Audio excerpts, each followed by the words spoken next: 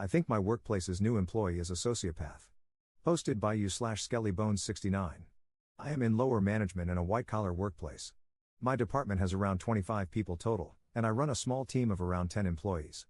The work environment is pretty casual. It's common for people to become friends with their coworkers, and people often go out for drinks or to events after work and socialize. Around 6 months ago, a woman joined the department. I'll call her Jane. She is not on my team, but we all utilize a shared office space, and she sits directly beside me. Jane is in her 20s, but she is very small and thin and is often mistaken for a younger teen. Within a month of joining the department, Jane began to have crying episodes at work. The reasons seemed legitimate: death of family members, legal/housing issues, etc. The department was very empathetic and did their best to uplift her when she seemed to be suffering. I did not notice at the time, but she began to form a pattern of having crying episodes once every week or two. They were never loud or dramatic. She'd just well up at her desk and start messaging people on Slack asking if they had time to talk. Usually, someone, often other women in the department, would take her aside and offer verbal support until she got herself together. I and the others in management often encouraged her to take the rest of the day off, but she always refused, and after being comforted, would return to work completely normally, laughing and joking. About 3 months ago, Jane developed a huge crush on a man in an adjacent department. She gushed to the other women about how handsome he was and obsessed over any interaction with him. He spoke to her in passing maybe twice, and she didn't even know his name, but began to talk about how excited she was to date him so she could move away from her current situation. This raised some yellow flags, but we collectively shrugged it off as a young person with a big crush.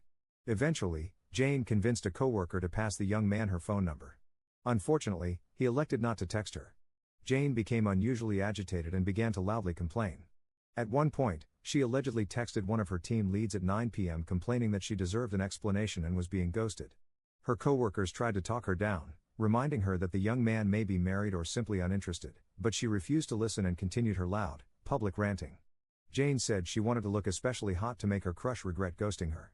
She began to imitate some of the younger women in the department, buying dupes of their outfits and accessories and openly asking where they bought their clothing so she could get the same thing.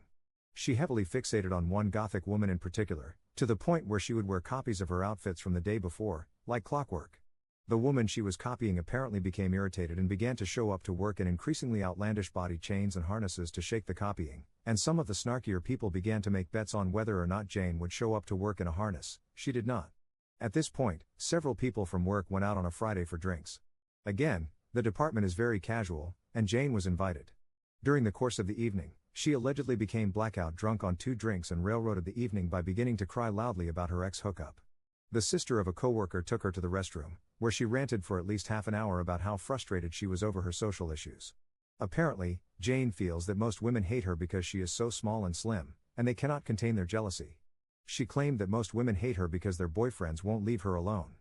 To take things further, whenever another random woman walked into the bar bathroom, Jane would accost them, weeping, and complain about how cruelly she was treated over her petite build. She ended up getting kicked out of the bar by 10 p.m., and people spoke for weeks about how awkward the whole evening was. Shortly thereafter, Jane began to publicly levy accusations against her work crush. She claimed that he was stalking her on the work floor, and that he would regularly corner her and stare at her backside while making dirty comments. She followed women onto their lunch breaks and messaged them constantly about it. At this point, I had overheard enough and encouraged Jane to speak to HR. She refused, suddenly claiming the harassment wasn't that big a deal. Over the next couple of weeks, people observed her in the same room as the reputed predator, during which no interaction happened. Afterward, she would return to the department office and complain about stalking and dirty comments. One of the more egregious situations I personally witnessed involved her walking silently past the man with no interaction and returning to the team office. When I entered the office minutes later, she was huddled over her desk, with 2 women awkwardly flanking her, as she described a frightening interaction in which she was followed into a dark corner and verbally assaulted with sexualized statements regarding her slender stature.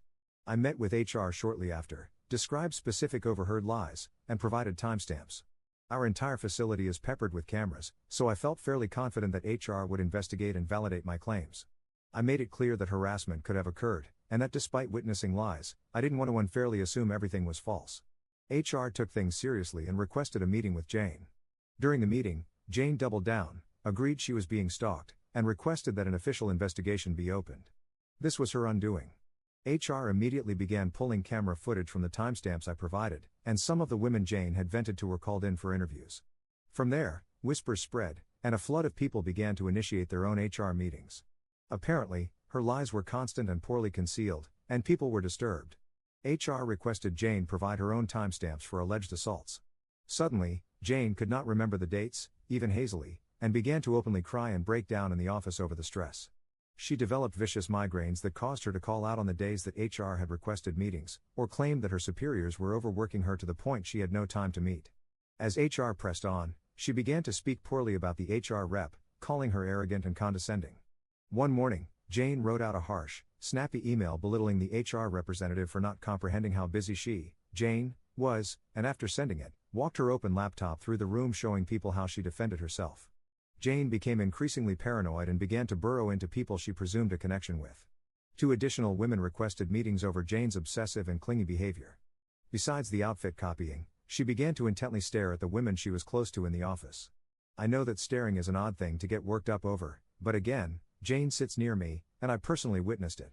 Jane would turn her chair and sit silently, with wide open eyes, fixating on someone for up to 30 minutes. It was never an angry stare or menacing. It was almost as though she weren't aware of her own body and was visually absorbing the person she was fixated upon.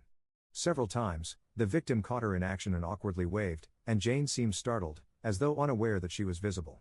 I personally observed her covertly following individuals she was fixated on in common areas, shuffling behind corners and near windows, silently staring with wide eyes. It disturbed me, but I did not know how to address it to HR without sounding petty. As HR became more aggressive in demanding meetings, Jane became more distraught. She had been made aware during her initial meeting that someone had reported her complaints of sexual harassment and made it her personal mission to find the rat. She began to corner coworkers and demand their opinion on her list of suspects. At one point, she told someone that when she figured out who reported her, she would start smashing skulls. People were naturally disturbed, and another rash of HR reports took place. HR abruptly went dark and stopped requesting meetings with Jane. I personally suspect that they were collaborating with the legal department on plans for termination, but the silence was unnerving to the more high-strung people in the department, whose nerves were already frayed. One of the more vulnerable women was followed to her lunch break daily by Jane, and if she snuck out to the common areas, was bombarded with messages begging for girl time. One lunch break, Jane followed the woman out to the common area and allegedly struck her backside without warning, claiming she just had to do it. This woman has diagnosed anxiety issues and ended up having several panic attacks at work and had to call out for a day and a half. She was so frightened of Jane she elected not to report the incident to HR and instead hid herself as much as possible. 2 days after striking the woman, Jane got a tattoo that was very similar to one the woman has. It felt like a sick way of marking territory. I requested another HR meeting and shared what I could, but as the primary victim was too frightened to come forward, it was all hearsay and rumors. I made it clear that people were miserable and afraid and that Jane is a walking lawsuit. I was told, "We are just as upset as you and it will be over soon." So here I am now. Leadership has gathered the more vulnerable people around them and begun to have casual group lunches with them, attempting a safety in numbers kind of thing. Women have messaged leadership on Slack asking for escorts on their smoke breaks because they are so anxious that Jane may follow them out. Men refuse to interact with Jane without witnesses because they are afraid of being accused of sexual assault. It is tragic and stupid that one 100-pound woman could turn an entire department on its head. I have a history of mental and physical abuse, and the entire situation is painful. The knowledge that Jane has threatened to smash the rat's skull and sits directly beside me has brought a lot of paranoia up. I'm no beach, but I have been pounding liquor after work just to calm down. I am not making the progress I should be in therapy because my sessions are overtaken with processing Jane. My wife has expressed concern and dismay over my regression, and I am deeply ashamed. So here we are now. I've been enjoying my weekend, but Monday is looming. I desperately hope that Jane is fired first thing and am considering threatening to refuse to come in until she is let go. While I don't feel exactly comfortable trying to push the company into a corner, I feel that I am out of options, and I just want it to stop, for both my sake and the vulnerable people in the department. It's Sunday afternoon now, but I will hopefully update soon. Top/relevant comments. Commenter. What blows my mind is how long people like this can go without being fired. That lady needs to be put in a mental hospital for a few years. This was scary to even read, so I can't imagine the turmoil you're all facing from this nutcase. She's probably been like that her whole life and won't ever learn. Ops response. Fun fact, one of her relatives works for the company as well. They seem to have a toxic dynamic where they both resent and blindly defend each other. The relative has proudly claimed that this happens at every job Jane works at, and that Jane has always been stalked and harassed by male coworkers due to her magnetic appearance. Not to be cruel, or claim that only attractive women are victimized, but Jane is no Angelina Jolie. She's borderline forgettable, but she and her relative insist that men just can't help themselves around her, and that she is constantly tormented by jealous women. It's definitely a pattern spanning years. Commenter 2. How does Jane get any work done? Ops response. She doesn't. Before I reported her, she was talked to by our manager about her horrendous, minimal work. She cried and told people she was being targeted unfairly. She has among the lowest productivity numbers of anyone in the department. Commenter 3. Sounds like Jane needs to be taken out by the SWAT team. One woman's lies and made-up fantasy can cause so much chaos. Ops response. I don't know if it's true, but since Jane initiated the investigation, the young man she accused hasn't been seen. He could very well be on vacation, but rumor has it he was suspended. I really hope it's just a rumor. Commenter 4. I truly don't understand how she's still employed, it almost makes me mad. What does the company have to lose? Are you high profile? One of these incidents alone would normally have ended in a termination. Add the comment you made about her relative? This is so freaking bizarre. I'm sorry you're going through the stress and anxiety of this. Sounds like you're doing the right things. I'm also wondering, with the way you describe HR, are they in an ivory tower or what? In my experience, it's not difficult to fire someone. Many states are at will. You don't even need cause to fire someone. They can, sadly, say it's a strategic decision for the business. Seriously, it's sad, but true. I'm dumbfounded. Does she add any value to her actual job? How does she afford instantaneous outfit copying and tattoos? Anyway, keep us posted and good luck. Don't underestimate Jane. What she lacks in height, she makes up for in voice. Be safe, Op. Ops response. Thanks. And yeah, Jane and her relative are not in any sort of high standing in their respective departments. I honestly think HR is being so cautious because technically, they have to treat this as a legitimate sexual harassment accusation, and they're probably nervous about getting sued for firing someone who's claiming to be a victim. Because documentation of timestamps wasn't taken for a month or two after Jane began making accusations, there are multiple incidents she's claimed that can't be verified as true or false. The company could be combing through weeks of footage for absolute proof, which would explain why things are moving so slowly. As for affording the clothing and tattoos, Jane was lucky enough to fixate on people who seemed to enjoy shopping at affordable stores, so getting exact dupes wasn't too crazy. When she was imitating the Gothic woman, she did express frustration over not being able to afford Doc Martens, so she purchased knockoffs online and messaged pictures of the link to coworkers asking if it looked similar enough. Very disconcerting. Commenter 5. Look up histrionic personality disorder. Sounds more like that than sociopathy. Ops response. Just did a deep dive, and good God, it's frighteningly similar. Update 23 days later. Hello again, everyone. A lot of people asked for updates, apologies for the long delay. Things escalated massively, and I chose not to update until now, as there were concerns about this becoming a legal issue. Also, I regret using Sociopath in my original post. For continuity purposes, I'm keeping that as the header of my update, but I now believe that Jane suffers from one or more cluster B personality disorders. I'm no doctor, but I personally suspect untreated borderline personality disorder, histrionic personality disorder, and/or narcissistic personality disorder. The CEO came to the workplace and personally fired Jane in front of the entire department, then had her arrested immediately after. He gave me a promotion, my own labeled parking spot, and a hefty bonus that I used to take a trip to Greece. The day after my wife and I returned, she discovered that she's pregnant with twins. I announced our pregnancy at the next quarterly meeting, and the entire room burst into applause. Jane is currently serving 10 to 12 years in prison, where they have her on a chain gang breaking rocks along the railroad tracks. Life is really looking up. Obviously, none of that happened. But things are better regardless.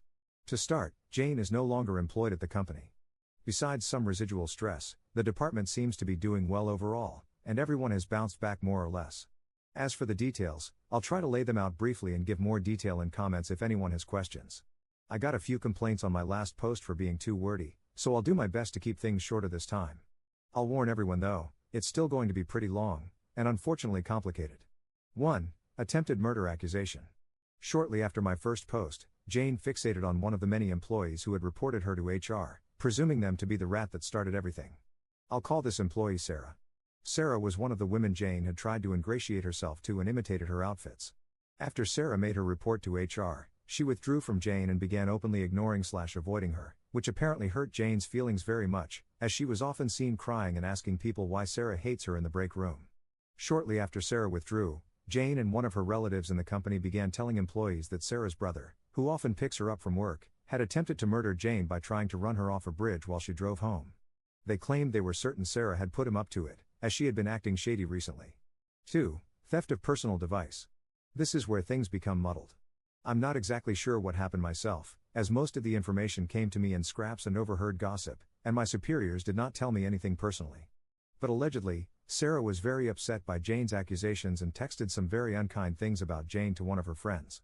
I mentioned earlier that Jane has a relative who works at the company and have referenced this person in other comments. Jane and this relative are very close and seem to have an unhealthy relationship where they both resent and blindly defend each other. They live together and have worked together in the past, so I suspect there is some deep-rooted codependency. Regardless, the blind defense comes in here.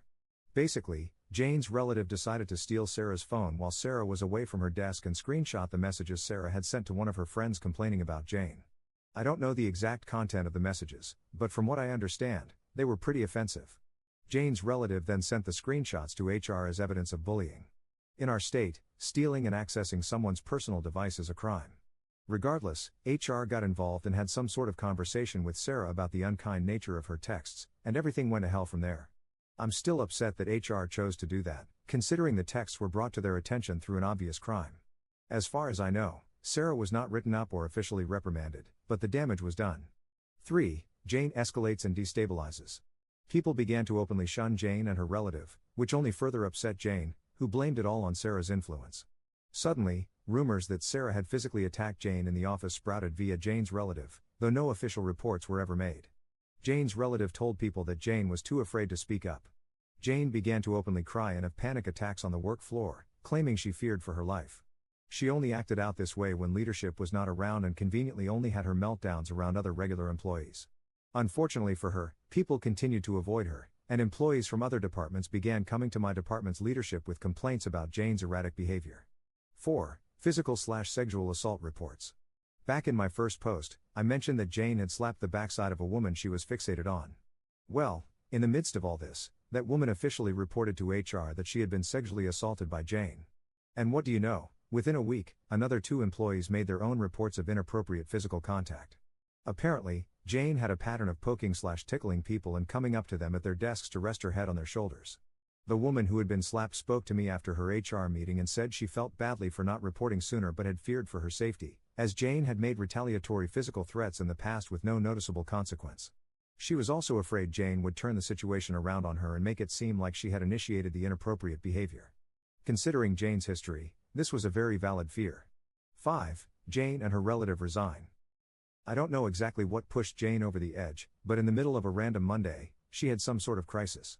I did not witness it, but I was told she burst into sobs on the work floor, saying things like "I can't do this anymore and I'm effing done." One of the employees claimed she cried so hard she was choking and gasping and had snot face. One of Jane's favorite things to do at work was to make little sketches and tape them around her workspace. Right after her meltdown, she returned to the office, dramatically tore all her pictures and sketches down, ripping some apart, and demanded a meeting with the manager. The 2 of them left the room, and about 10 minutes later, the manager returned alone. 6. Exposure of sabotage. Jane did not return to her desk. Apparently, she had quit. I found out later that Jane's relative had also quit that day. Neither of them gave any notice. As a parting blow, one of the 2, not sure which, posted the screenshots of Sarah's text messages on Facebook. Jane also allegedly made a post accusing the company of enabling bullies and bragged in the comments that she had purposely misplaced/destroyed important materials to sabotage a random employee, whom she named. That employee had been spoken to several times over the past few months for misplacing materials and had been scrutinized by management for assumed negligence. No one knows why Jane would go out of her way to antagonize him, as he's a very quiet person who avoids drama. I personally speculate that Jane may have felt rejected by him, as she appeared to flirt with him when she first started, until she realized he's not attracted to women. But again, just my speculation. Anyway, I'm assuming Jane and her relative realized they had massively screwed up, or were legally threatened, because both the post admitting sabotage and the screenshots from Sarah's phone were deleted from Facebook within a couple of hours. 7. Conclusion. Things are back to normal now. People are noticeably happier and more relaxed, and our productivity has skyrocketed. People, myself included, are still upset that Jane wasn't fired back when she first made physical threats in the workplace, but morale has been great regardless. I have no idea if the company is planning to sue Jane for purposely destroying/misplacing materials, but my gut says they just want the whole situation closed and will let her walk with no consequences. Our company is in the medical field, and the materials Jane destroyed/misplaced were related to clinical studies for cancer patients, which is absolutely horrendous. The young man Jane accused of sexual harassment is back at work and seems to be doing just fine. I've noticed that other employees have been going out of their way to chat with him and make him feel welcome. Some very kind people asked me to take care of myself, which I appreciate. I'm doing much better now and trying to get back on track mentally. I've been cutting back on alcohol and leaning into my hobbies and social life. I had a long talk with my wife the week Jane quit and apologized for falling apart and burdening her with my mental weight. There were a few nights during the worst week where I drank myself to oblivion, shame spiraled, and slept on the couch because I felt she didn't deserve to sleep next to a miserable drunk. My wife accepted my apology immediately. She said she had been very worried, because my distress and regression were extremely noticeable. When I admitted I'd been sleeping on the couch out of shame and thoughts that she deserved better, she teared up and began to scold/aggressively hug me for my criminal levels of idiocy. I'll be doing everything I can to build better coping mechanisms so that, should something like this happen again, I'll minimize the effect it has on her. So while we didn't go on a vacation to Greece and become pregnant with twins, we're hanging on decently. She's been a little shaken since the whole debacle, and I don't blame her. I'm doing my best to get my act together for her, she deserves the best. I have no idea what Jane and her relative are doing now. I heard yesterday that they've moved to a different state, which they had talked about in the past. There were concerns they'd attempt to cause more trouble down the line, but considering they have no legal legs to stand on, I doubt it. However, should Sarah or one of the people Jane inappropriately touched express interest in pursuing legal action, I will remove my posts to avoid harming their proceedings. Anyway, that's the update. Apologies again for the long delay. Thank you again to the many kind people who offered advice and well wishes, I appreciate it a lot. I honestly felt like I was going insane at some points, but reading other people's stories about dealing with Jane like people really brought things into perspective. If there's a moral to this situation, it's that mental health is not a joke, and if you think you have some issues, especially severe ones like Jane's, please seek treatment. Thank you all. I hope everyone has a great day. Top/relevant comments. Commenter. Normally, I'd think this was fake, but I had an ex-friend who behaved like this, has a similar build, and has a relative who works in the medical field. There are enough matching details here that I honestly wouldn't be surprised if it was her. Commenter 2. I think I just read an episode of The Office.